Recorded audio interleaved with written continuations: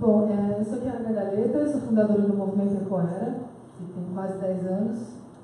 A gente começou como um movimento, hoje a gente atua nos mercados de moda, beleza e design, no campo de consultoria. A gente lançou o Prêmio Ecoera em 2015 com a Vogue, com a Casa Vogue, onde a gente, através de uma metodologia, com conselho consultivo, a gente coloca a luz em empresas pequenas, médias e grandes dos 3 setores que têm indicadores de sustentabilidade. E hoje a gente vai falar de um assunto muito interessante, que é a cadeia de valor da moda, essa cadeia bem comprida. Então a gente vai repensar essa cadeia e pensar justamente com esses 3 participantes bem importantes desse dia, como as marcas que não nasceram com foco na sustentabilidade podem se adaptar aos novos tempos. Então, para a gente falar sobre esse assunto, eu gostaria de chamar a Luísa Proença, da Firjan, a Nina Braga, de Almeida Braga, do Instituto E, e a Thaís Beluski, do Grupo Malve.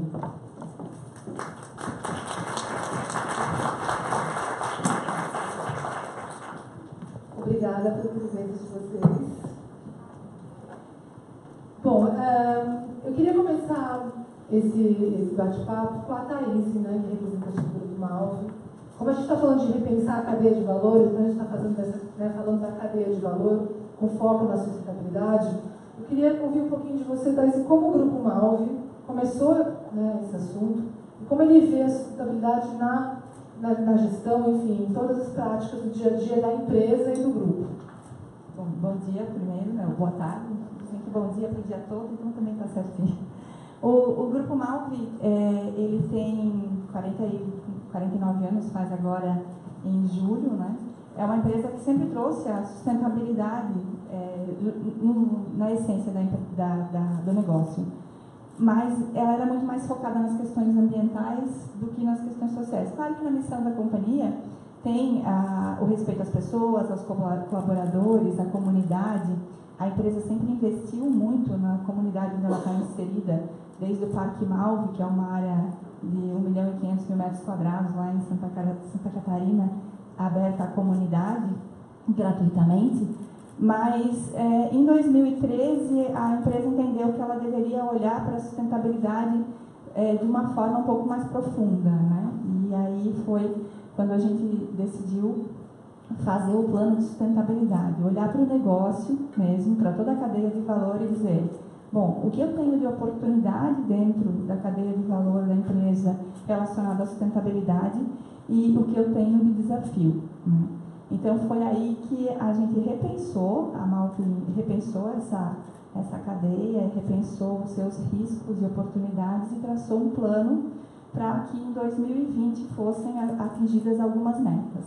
Então esse plano ele possui desde metas de uso de tecidos, fibras mais sustentáveis dentro dos produtos que a gente comercializa, até as metas mais comuns já em sustentabilidade, que é a redução de consumo de água, de energia, menos geração de efluentes, resíduos, e também uma parcela de gestão de fornecedores, que no setor têxtil é um grande problema ainda hoje, né? Fazer a gestão disso, garantir condições de trabalho adequadas para os fornecedores, principalmente na área de confecção, é um grande desafio. E a gente extrapolou um pouquinho essa cadeia e foi lá na ponta, onde o consumidor final, e disse como é que a gente leva essa mensagem para o consumidor final, né? Como é que nós, consumidores, quando nós vamos comprar uma peça de roupa, a gente vai um pouco além de querer apenas achar que ela ficou linda para a gente, que nós ficamos maravilhosas e nos sentimos bem. Como é que a gente tem uma responsabilidade sobre essa escolha também. Então, tem uma parcela de comunicação muito forte que nós começamos a fazer sobre as práticas de sustentabilidade, do que deve ser feito e do que nós estamos trabalhando para fazer, né? Que ainda muitas coisas a gente tem um caminho muito desafiador. Então é isso um pouco. Eu acho que é interessante a gente pensar que uma grande empresa como a Malve, enquanto empresa e o grupo, precisa traçar um plano, né? A empresa de um dia para outro não se conecta com assuntos que também, no caso da Malve, você falou que foram focados na parte ecológica no primeiro momento, mas quando a gente fala em sustentabilidade, a gente fala sempre em 4 pilares. A gente acha que é só o ecológico, mas justamente o social, o cultural e o econômico. E exige um plano, né, às vezes. Assim, não é uma transição overnight, né? É um plano porque a gente está falando de negócio, não é isso? Isso. É bem importante, assim, para quem eu sempre falo, para o Grupo Malvi isso é um privilégio, porque nós trazemos isso, né, com a nossa história. Mas para as empresas que estão entendendo isso como um desafio também, é muito importante olhar para a cadeia e analisar e dizer assim, poxa vida, o que eu estou fazendo de forma adequada em relação à sustentabilidade? É que eu estou gerenciando as questões sociais ou as questões ambientais, né? Eu estou destinando corretamente meus resíduos, as pessoas que estão confeccionando para mim, elas têm condições adequadas de trabalho, elas trabalham a quantidade de horas adequadas por dia, são registradas, enfim, eu não tenho trabalho infantil na cadeia, né? E dentro desse processo, dizer, poxa vida, tem uma parcela que eu preciso melhorar. Então, eu traço um plano e digo, olha, eu tenho condições de definir que na data tal eu vou melhorar esse item. Né? Precisa fazer tudo ao mesmo tempo? Não é? O plano é justamente isso. É importante que a gente defina o plano e que a gente execute. Né? Então, o monitoramento e a execução é extremamente importante. E a transparência, né, Thais? A transparência com o consumidor, que é justamente quando uma empresa traça um plano, estabelece uma responsabilidade, né, um compromisso com o mercado e com o consumidor. Né? Porque tem uma grande empresa como a Malvi tem uma grande missão, né? Ela tem uma força, ela escalona para muita gente as práticas.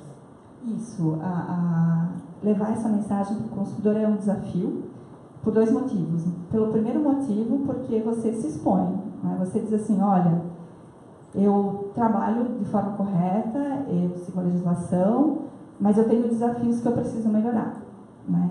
E às vezes as pessoas podem não entender isso direito, mas é necessário, a transparência é fundamental, né? E o outro desafio é despertar o consumidor mesmo, né? Dizer, qual é a minha responsabilidade como negócio de dizer para aquele consumidor que é importante ele olhar para aquele aspecto, né?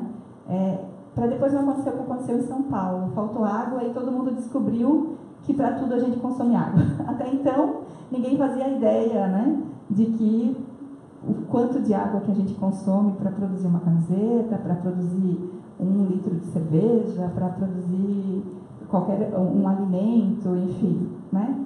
Acho que o trigo é o que menos consome, 2% de água. Se preparar e comunicar de forma correta, né? Isso. E agora eu queria passar a palavra para a Nina. Nina, a gente está falando de desafios e de responsabilidade, né, de cada marca. Mas para que a gente consiga se comprometer, a gente precisa de alternativas, né, para que essa transição seja feita. Então, eu queria que você falasse um pouquinho sobre suas pesquisas, né, sobre todo o trabalho do Instituto EI em relação às questões ambientais e comunitárias, né? Como que você vê as alternativas? É possível fazer essa transição hoje? Bom, boa tarde. Queria agradecer o convite, Vernon. E, enfim, é um prazer estar aqui e compartilhar com vocês. O Instituto ele já existe há 10 anos formalmente. O nosso presidente é o Oscar Metzavar, que é diretor de criação da Oscar. Então, as pessoas tendem muito a achar que o Instituto trabalha exclusivamente para a Oscar, o que não é verdade. A nossa missão é promover o desenvolvimento humano e sustentável. E um dos nossos projetos-chefes é o eFabrics, que é justamente essa pesquisa de materiais e de mão de obra de caráter social, comunitário, que possam ser aproveitados para a indústria da têxtil. Isso está disponível para qualquer marca, né? A gente, desde o primeiro momento, frisou e prima por isso. O que acaba acontecendo é que, por conta dessa ligação com a Oscar, muito próxima, a gente acaba que a Oscar funciona como uma vitrine do que pode ser feito, né? Mas eu acho que o que a Ara levantou é muito pertinente, quer dizer, a gente, assim, bom, existe o estado ideal, né? Mas, claro, o estado da arte, onde deveríamos chegar, mas que requer planejamento, investimento, não é de noite para o dia. Mas, agora, eu acho que a gente pode resgatar o que o Instituto fez e que outros também fizeram, que eu acho que vale para vocês repensarem assim, será que eu não posso aplicar isso já? Né? Se não já depois de amanhã ou daqui a um tempo, enfim, espaço de curto mais tempo, um espaço de tempo mais curto. Por exemplo, nós pesquisamos, a gente lançou o Instituto, inclusive em 2007, mostrando os materiais do Brasil que poderiam ser usados pela indústria da moda. Então, nós temos látex, nós pesquisamos comunidades no Pará que trabalham com látex, na Paraíba, no Ceará, que trabalha um pouco no orgânico, no Paraná, com seda ecológica, juta da Amazônia, enfim, tem uma série aqui que é o couro de peixe, isso tudo está disponível. Aí vocês podem dizer, para quem quiser, está no banco do Instituto, vou dizer, banco de textos do Instituto. Se vocês forem perguntar, não, mas e o custo disso? A gente disponibiliza para quem quiser, como eu falei, tem a ver com a missão do Instituto, e às vezes as matérias-primas são mais caras, sim, mas eu acho que na medida em que você ganhar escala com o uso delas, elas começam a ficar mais acessíveis. Agora, é muito importante também, o Instituto também faz um trabalho que tem a ver com o que ela estava falando aqui, de, vamos dizer, de conscientização do consumidor. Então, é muito importante que, ao você apresentar um material novo, inovador, por exemplo, a Oscar trabalha muito com resíduos de peles de peixe, são peles de peixe que são peixes que são usados principalmente para alimentação, cuja pele seria simplesmente jogada. Aí a Oscar, a partir de pesquisa do Instituto, reaproveita esse material, usa para bolsas, para vários tipos de acessórios, calçados e tudo mais.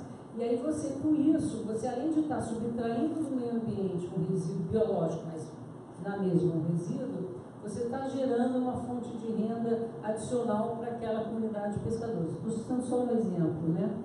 Então, se você consegue transmitir para o consumidor o valor que tem ali, o que está por trás, a cadeia que está ali por trás, quer dizer que de repente ele está beneficiando um pescador em Rondônia, em Marajó, né? E essas peles são curtidas no curtume no estado do Rio, que emprega majoritariamente mulheres, numa região rural, que se não tivesse, são vizinhas a Petrópolis, enfim, se não tivessem, Petrópolis e Teresópolis, se não tivesse esse polo, vamos dizer assim, de trabalho ali, provavelmente essas pessoas já teriam migrado para as periferias dessa cidade, tendo todos os problemas sociais que a gente conhece e tudo mais.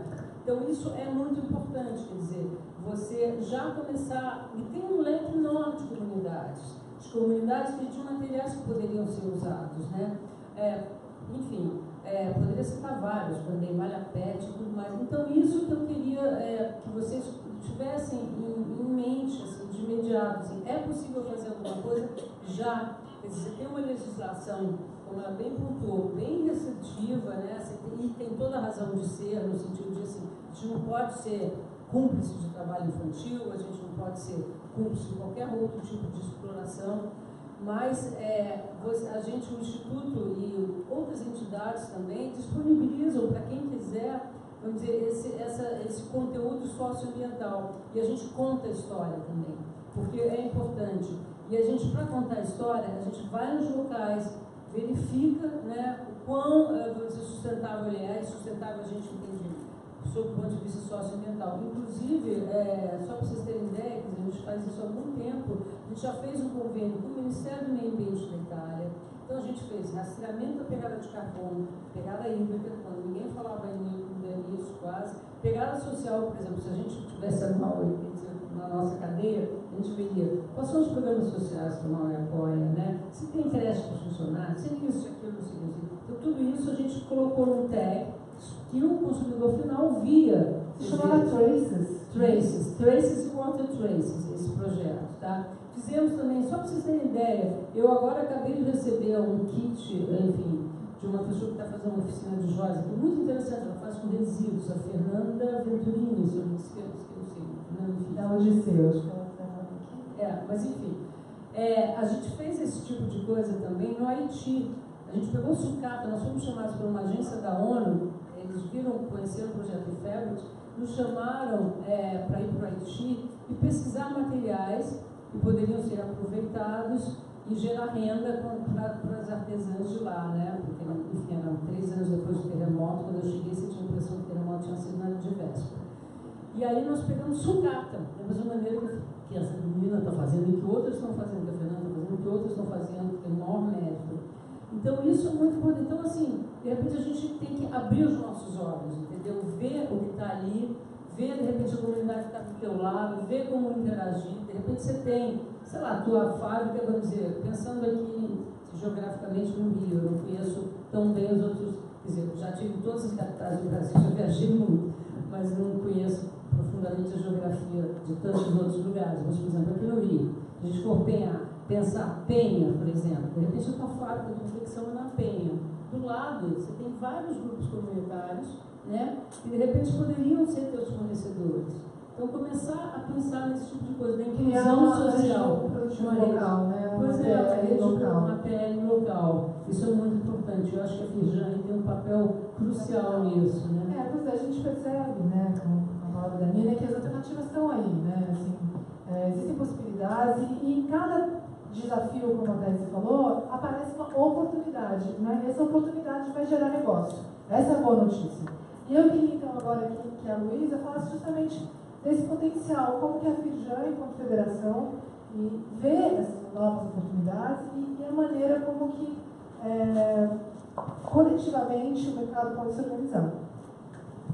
Bom, boa tarde a todos. Queria agradecer novamente o convite. E, bom, eu trabalho lá na Firjan na área de responsabilidade social. A gente tem uma gerência que trabalha, né, tecnicamente auxiliando as indústrias. E a gente tem uma área lá específica que cuida da indústria da moda. Então, só para vocês terem uma ideia, assim, quando a gente fala no estado do Rio, né, que a federação atua no estado do Rio, a gente está falando aí de cerca de 2% do PIB do estado está dentro dessa indústria. São mais de 4 mil indústrias só de confecção no estado. Então, desses mais de 4 mil, a grande maioria são indústrias de pequeno porte. E aí, quando a gente pensa na confecção, a gente está falando, né, daquelas empresas muitas vezes familiares. Então, isso acho que é um perfil mesmo, né, do setor, enfim, no qual a gente tem que trazer o tema da sustentabilidade para eles como uma forma de diferencial competitivo, né? Então, muitas dessas indústrias fornecem para grandes marcas, e aí a grande dificuldade é como elas se adequam a essas novas demandas. Então, a gente tem visto, né, nos últimos anos que a sustentabilidade entrou não só por meio do consumidor final, que tem exigido também, né, das grandes marcas, e exigido da indústria que ela tenha um olhar mais sustentável, e a gente sabe que a sustentabilidade está aí, né? É um caminho sem volta, enfim, é a sobrevivência mesmo do planeta que está em discussão, e essa indústria é, né, uma das grandes poluidoras aí, e é a quarta maior indústria global.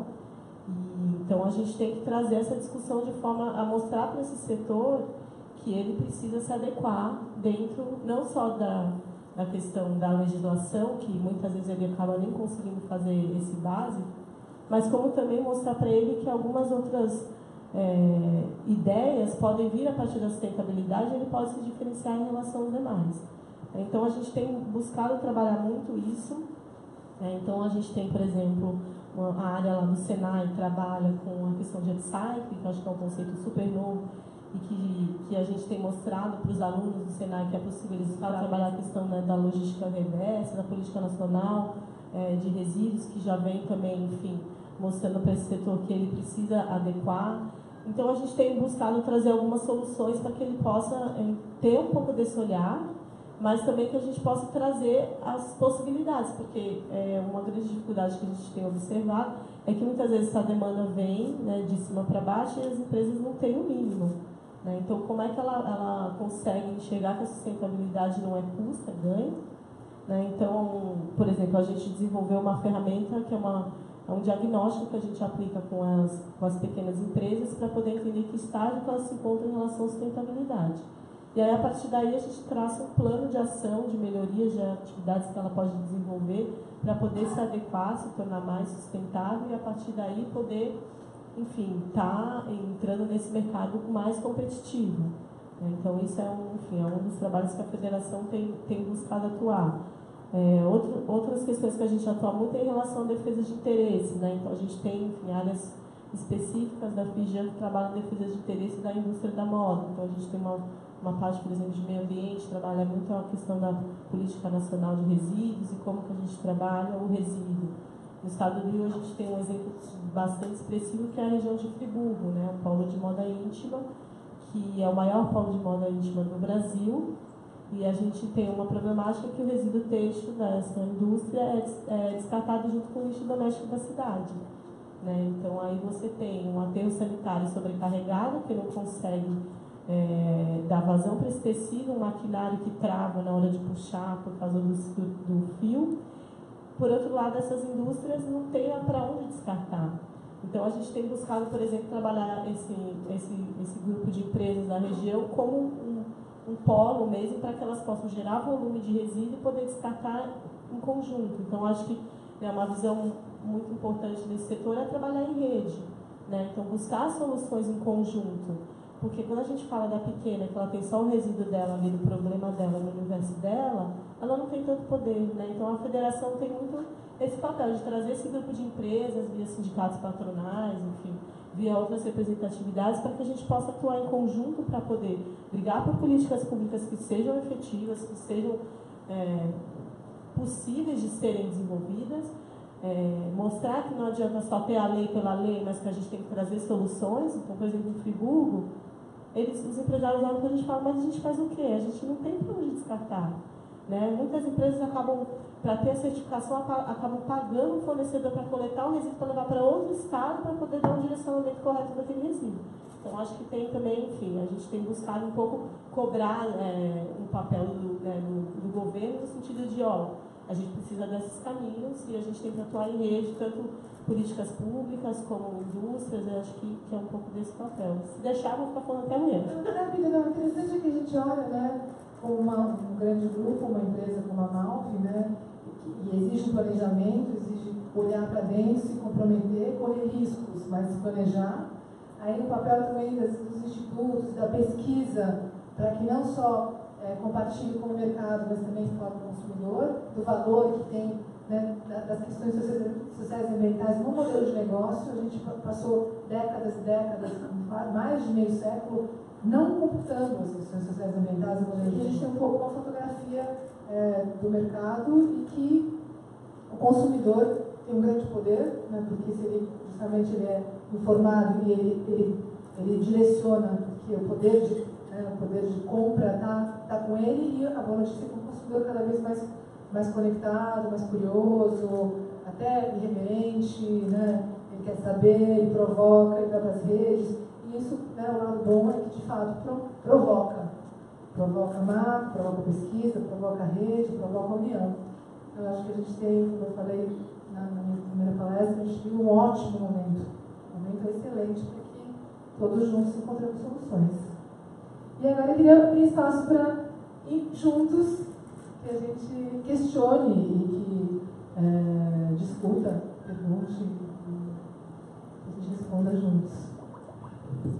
Quanto tempo a gente tem? Quanto tempo ainda? A gente ainda tem 20 minutos de pergunta. Ok, olha, bom.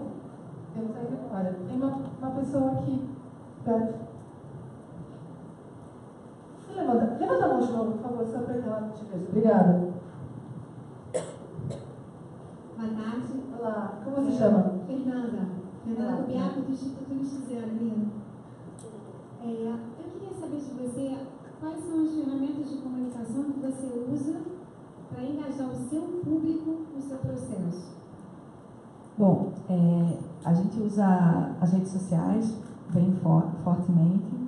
Nós temos um programa de comunicação já para o ano em temas que nós consideramos relevantes. Por exemplo, essa semana também acontece o Fashion Revolution Day, que foi dia 24, eu não sei se vocês sabem, no caso do Rana Plaza, aquela indústria em Bangladesh que caiu há 3 anos atrás, e esse movimento começou na Inglaterra. Então, a partir do segundo ano, a gente começou a participar com aquela pergunta: quem fez sua roupa?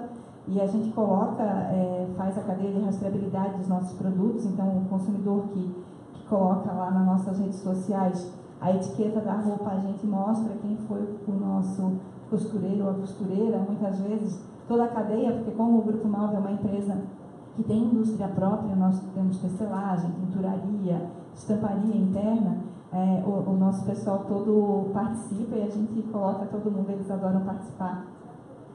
Outras campanhas que nós fazemos também, campanhas, por exemplo, como o Dia do Consumo Consciente, a gente sempre publica alguma coisa, porque a gente entende que a gente primeiro precisa ter o passo de escolher o que a gente vai comprar, né? A sociedade capitalista, todo mundo quer vender mais, mas a gente tem que fazer boas escolhas e conscientizar sobre esse consumo também. Por mais que seja, às vezes, as pessoas, nossa, vocês falam sobre consumo consciente? Sim, a gente fala, né? É um desafio, mas a gente tem que falar. A gente não pode consumir o tanto que a gente consome hoje, a gente tem que ser mais seletivo, porque não tem recurso natural para todo mundo consumir desse jeito. Então, a gente tem todo esse programa que normalmente são ações alinhadas com as nossas metas, né? Dia da Água a gente comunica porque nós temos uma tinturaria e o setor têxtil é um dos que mais consome água né, dos negócios que a gente tem hoje no planeta. Então, nós temos reuso de água dentro da nossa planta, uma instalação que tem capacidade de reutilizar até 200 mil litros de água por ano. Isso é em torno de 15%, de 10% e 15% do que a gente consome. A gente quer reusar mais. Então, assim, a gente sempre fala que a gente faz nós fazemos isso, o Grupo Malve trabalha dessa forma, e nós damos algumas dicas para que o consumidor também possa fazer a parte dele, né? Como é que você pode economizar água na lavagem da sua roupa. Dentro do nosso site nós temos dicas de conservação das roupas, como é que você lava, que tipo de conserto você pode fazer. Nas redes sociais a gente faz um pouco de do it yourself, quer dizer, como é que você customiza a sua roupa para que ela dure mais tempo, mais de uma coleção, principalmente porque o Grupo Malve ele foi construído em cima de um conceito de qualidade muito relacionado à durabilidade dos produtos. Então, é natural que a pessoa, né, principalmente as nossas marcas infantis, que as mães deem de um filho para o outro, para o primo, para o sobrinho, enfim, né, vão passando. Então, são ações normalmente ligadas ao nosso negócio, ligadas à nossa cadeia, às nossas metas de sustentabilidade. E aí, dentro da nossa cadeia de venda, nós fazemos a mesma coisa. Por exemplo, essa semana, na nossa loja do shopping, de um dos shoppings em São Paulo, a gente está com uma loja toda decorada e toda motivada para o Fashion Revolution Day, mostrando os produtos e quem fez as roupas aquelas peças que estão lá para comercializar. Nós tivemos a convenção de vendas agora com 400 representantes do grupo.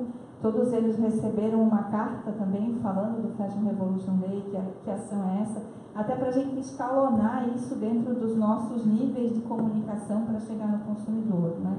Então, nossos clientes recebem informação sobre isso, as mais diversas ferramentas que nós temos disponíveis. Até porque, desculpa interromper, mas é uma boa pergunta, porque quando um grupo, uma Malve, a cadeia de valor da moda ela é grande, né? Então, a cadeia de valor da Malve, né, que são todas as etapas, o mundo de fornecedor, né, vamos dizer assim, o seu mundo, né, o seu planeta. Ela comunicando, uma campanha dessa comunica toda a cadeia de valor, né? Você impacta não só o consumidor final, mas você impacta o seu fornecedor, você impacta, né, os seus colaboradores, a comunidade interna, a comunidade externa.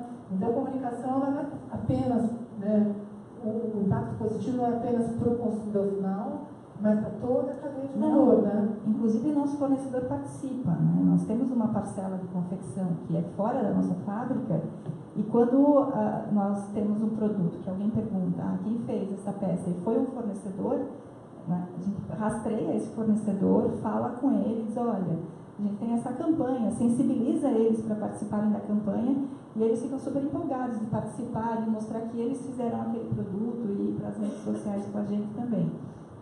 Os funcionários da mesma forma, todo mundo é muito engajado. Se olhar a rede social da Malve agora, o Face e o Insta, o pessoal postou muita foto. Desde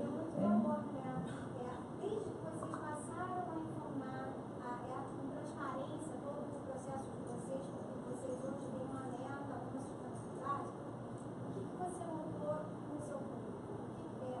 Você consegue ter alguma relação com venda das redes de produto?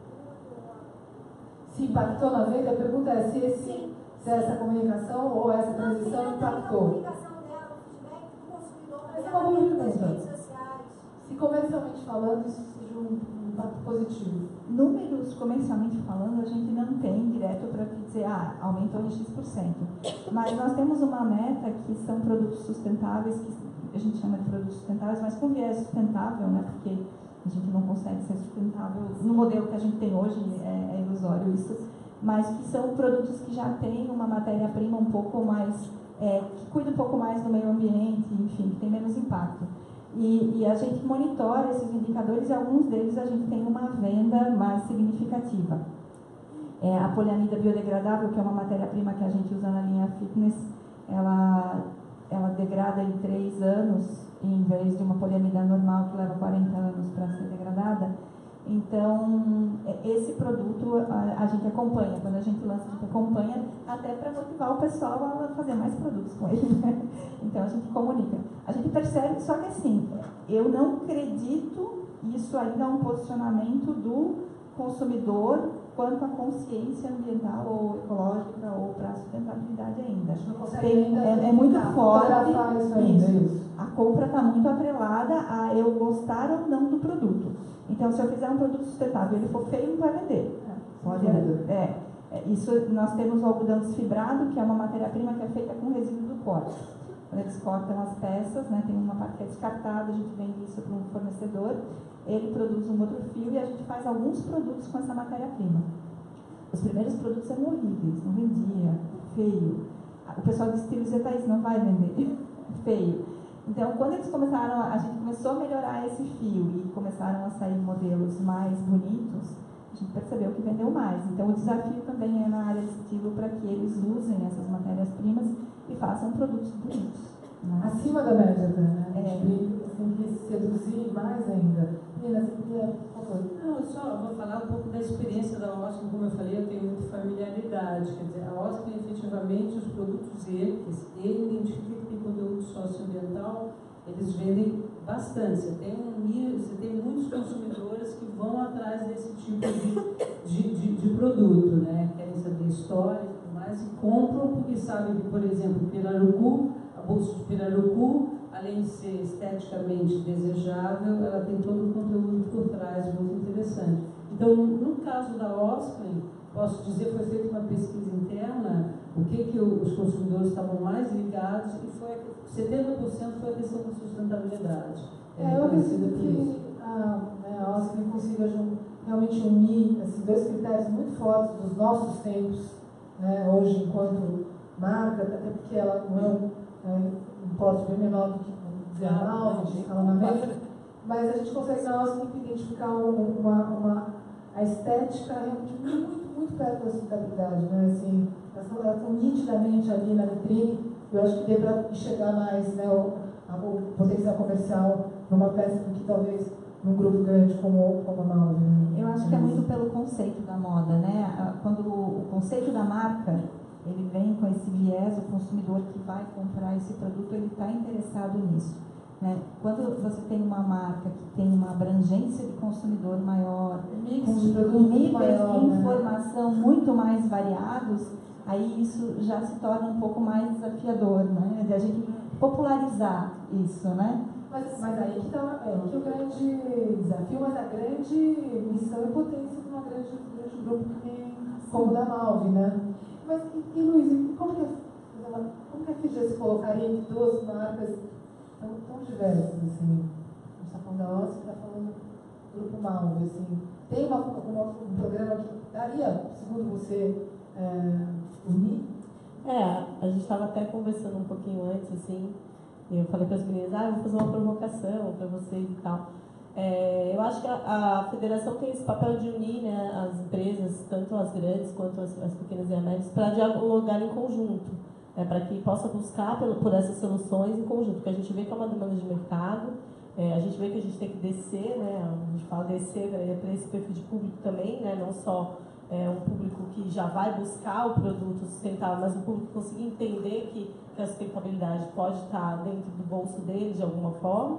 E para que isso tenha uma efetividade, para que isso, a gente possa atuar com todos esses perfis de públicos, é importante que essas indústrias conversem entre si, né? A gente tem que realmente unir essa indústria para que ela efetivamente tenha mais poder de decisão, tenha mais poder de entrada, tanto com os fornecedores quanto com o próprio governo, poder público e consumidores, para entender que a gente sozinho não consegue, né? Então, acho que é um pouco desse papel de dialogar de forma coletiva para que a gente possa pensar nos caminhos e muitas vezes compartilhar conhecimentos, né, de caminhos, de soluções. E acho que essa questão, né, do tecido que você comentou, né, que o fornecedor usa o tecido para outras coisas, às vezes, enfim, uma empresa que também usa o algodão poderia também estar, enfim, de alguma forma contribuindo para isso e podendo até escalonar mais para esse fornecedor e conseguir abaixar o preço mais para você, por exemplo, entendeu? Então, acho que é um pouco nesse caminho que a gente acredita e tem trabalhado e buscado, e muito na tendência também, né, de enxergar o que é tendência, o que é novidade, trazer de fora também. A gente tem, na federação, a gente faz os eventos do Giro Moda, que são eventos que a gente traz o que de fora, muitas vezes tendências que já vêm sendo trabalhadas para as indústrias aqui do Rio. Então, acho que a gente também tem esse papel de trazer o que é novidade, o que está sendo criado, pensado em termos de sustentabilidade também entra dentro desse nosso trabalho. Eu vejo o papel de uma federação, por exemplo, muito importante também em termos de políticas públicas. A gente estava conversando também, quer dizer, às vezes são pequenas, vamos dizer, mudanças em algumas políticas públicas que causam um impacto muito grande no setor têxtil. Eu acho que uma federação poderia levantar, você já levando essa bandeira, mas enfim, a gente fazer disso uma coisa constante, né? Da gente conseguir, por exemplo, eu estava contando a questão dos resíduos, né? A Maui não tem esse problema porque eles mesmos têm uma reciclagem própria e tudo mais, né? Trabalho. Mas, por exemplo, aqui no Rio, Friburgo, né? Por exemplo, se você dá um destino, se você resolve doar para alguma ONG, né, que trabalhe com, por exemplo, com resíduos, que façam bolsas a partir de resíduos, o que for, recebe imediatamente uma taxação de 5%. Né? Então, esse tipo de coisa, isso uma federação pode combater e fazer com que essa coisa caia por terra, porque acaba que a indústria ela é bitributada, né? Ela paga impostos para comprar essa mercadoria e paga para doar. Isso é um absurdo, quer dizer, tanta gente você precisando de um destino correto, do ponto de vista ambiental e social, se você fazer com que caia essa alíquota, acho que pode melhorar bastante o cenário. A gente tem muito esse papel mesmo de trabalhar a defesa de interesse e influenciar em políticas públicas, tanto no Estado como em âmbito federal. A gente também tem, enfim, trabalhado bastante nesse aspecto para poder trazer o ponto de vista, né, do setor, para poder trabalhar questões como essa. Acho que eu até falei para a Nina antes que eu acho importante a gente juntar mesmo essas indústrias e poder entender quais são esses gargalos para poder atuar em cima deles, com certeza. Obrigada. A gente vai finalizar. Eu queria agradecer a presença de vocês e queria também anunciar, aproveitar, a gente está abrindo as inscrições para o Prêmio Ecoera 2017. É o terceiro ano do prêmio, em parceria